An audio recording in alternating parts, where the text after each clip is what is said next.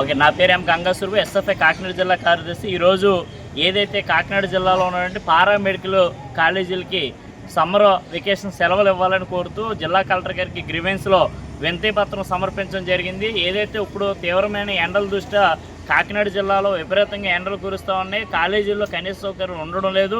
అదేవిధంగా ఆర్టీసీ బస్సుల మీద వివిధ కాలేజీలకు వెళ్ళే విద్యార్థులకి బస్ పాసులు కూడా ఆగిపోయిన పరిస్థితి ఉంది. కాబట్టి ఇటువంటి పరిస్థితుల్లో మే నెలలో విపరీతమైన ఎండలు ఉన్నాయి. కాబట్టి తక్షణం పారామెడికల్, నర్సింగు, బీఎస్సీ, జీఎన్ఎం ఏదైతే విద్యార్థులు చదువుతున్నారో వీళ్ళందరికీ సెలవులు ఇవ్వాలని కలెక్టర్ గారికి వినతి పత్రం ఇవ్వడం జరిగింది. అదేవిధంగా ఈ కాకినాడ జిల్లాలో ప్రైవేటు మెడికల్ ఏదైతే పారామెడికల్ సంబంధించి నర్సింగ్, బీఎస్సీ నర్సింగ్ కాలేజీలు, ప్రైవేట్ కాలేజీలు ఏవైతే ఉన్నాయో ఈ కాలేజీలు ఈరోజు సమస్యలకి వలయాలుగా ఉన్నాయి. ఈరోజు కాలేజీలో జాయిన్ అయ్యేటప్పుడు మా కాలేజీలో చాలా సౌకర్యాలు ఉన్నాయి, మా కాలేజీలో జాయిన్ అవ్వండి. ఈరోజు బీఎస్సీ విద్యార్థులందరినీ జాయిన్ చేసుకుంటాను. జాయిన్ చేసుకున్న తర్వాత కాలేజీలో కనీస సౌకర్యాలు ఉండడం లేదు. కాలేజీలో ఏ కాలేజీ అయితే జాయిన్ అయ్యారో ప్రైవేట్ కాలేజీలో ఆ కాలేజీలోనే హాస్టల్లో ఉండాలని నిబంధన పెడతా ఉన్నారు. హాస్టల్లో ఉన్న వాళ్ళకి 50,000 నుంచి ₹1,00,000 ఫీజులు ఈరోజు వసూలు చేస్తూ ఉన్నారు. కానీ హాస్టల్లో ఉన్న విద్యార్థులకి కనీసం భోజనం సదుపాయం గవర్నమెంట్ హాస్టల్లో ఉన్న పిల్లల కన్నా దారుణంగా పెడతా ఉన్నారు. అసలు హాస్టల్కి ప్రభుత్వం ఎటువంటి అనుమతులు ఇచ్చిందనేది మేము ఎస్ఎఫ్ఐగా అడుగుతూ ఉన్నాం.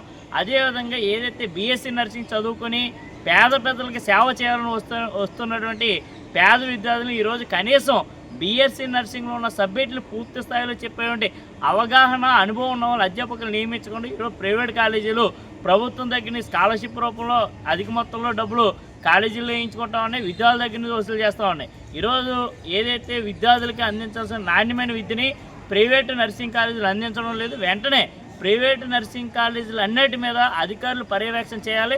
ప్రతి కాలేజీలో ఎంతమంది అధ్యాపకులు, వాళ్ళ అర్హతలు ఏమున్నాయి, వాళ్ళు ఎన్ని సబ్జెక్టులు ఇస్తూ ఉన్నారు, వాళ్ళ క్లాసులు ఏం జరుగుతాయి అనేది సమగ్రంగా విచారణ చేయాలి. హాస్టల్లో ఎటువంటి పర్మిషన్లు ఉన్నాయి, ఎటువంటి ఫుడ్ పెడతా ఉన్నారు, వాళ్ళు పెట్టే ఫుడ్కి, వాళ్ళు కట్టే డబ్బులు కరెక్ట్గా న్యాయంగా ఉందా లేదని పర్యవేక్షణ చేయాలి.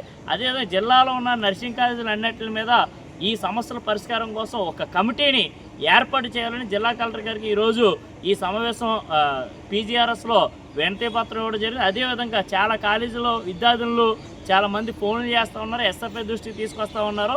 ఏదైతే కాలేజీ మారుదామన్నో లేకపోతే ఈ కోర్సు చదవలేము, మాకు నాణ్యమైన విద్య అందుతలేదు కాబట్టి వేరే కాలేజీకి, వేరే కోర్సుకి వెళ్ళిపోదాం, మేము మానేస్తాం, బయటకు వచ్చేస్తాం అని చెప్తా ఉంటే ఒక ఫస్ట్ ఇయర్లో జాయిన్ అయిన విద్యార్థి 10 రోజులు, 20 రోజులు, నెల రోజులు ఉండి వెనక్కి వచ్చేస్తామంటే ఈరోజు మీరందరూ కాలేజీ మానేస్తే కనుక 4 సంవత్సరాల సంబంధించిన ఫీజు మొత్తం మీరే డబ్బులు కట్టాలి, లేకపోతే మీ సర్టిఫికేట్లు ఇవ్వని కూడా వేధిస్తూ ఉన్నాం. ఈ సమస్యలన్నిటి మీద భారత విద్యార్థి ఫెడరేషన్ ఎస్ఎఫ్ఐగా కలెక్టర్ గారికి వినతి పత్రం ఇవ్వడం జరిగింది. కలెక్టర్ గారు ఈ సమస్య మీద సంబంధించి తక్షణమే ఒక కమిటీని వేసి సమగ్ర విచారణ చేస్తూ ఉన్నారు. సమస్య పరిష్కారం చేయాలి, లేని పక్షంలో విద్యార్థులందరూ కలుపుకొని పెద్ద ఎత్తున ఆందోళన నిర్వహిస్తామని మేము ఎస్ఎఫ్ఐగా తెలియజేస్తాం.